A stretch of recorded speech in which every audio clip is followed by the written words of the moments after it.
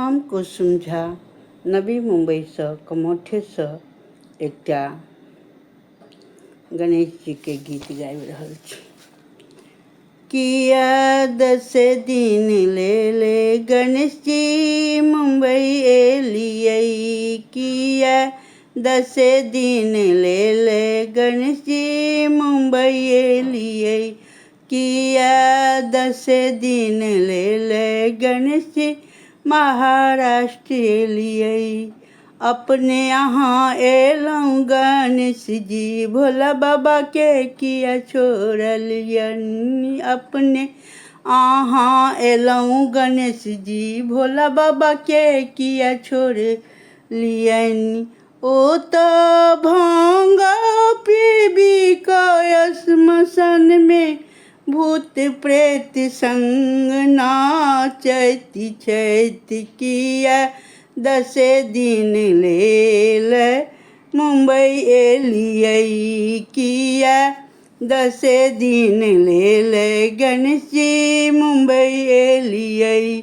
गौरी के अहाँ बजेलियै, रिद्धि सिद्धि की छोड़लियनि, गौरी के अहाँ बजेलियै, रिद्धि सिद्धि के किया छोड़लियै।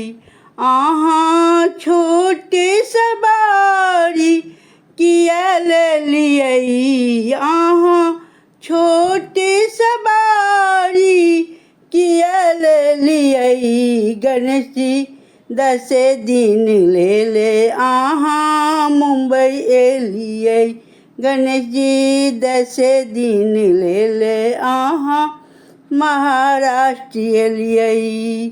कार्तिक के अहाँ छोड़ी कए असगर लड्डू खेलियै, कार्तिक के अहाँ छोड़ी कए असगर लड्डू खेलियै।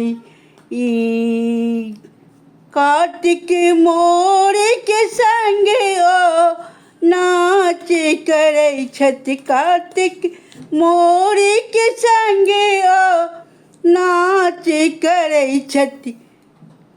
गणेश जी 10 दिन ले किया मुंबई एलियै, गणेश जी 10 दिन ले किया महाराष्ट्र एलियै। प्रणाम करै छी, गलती सलती हमर अपन स्वरचित अइ और केहन लागल से लाइक कमेंट करब। जय मिथिला जय मैथिली। गणेश जी आब काल्हि चलि जेथिन।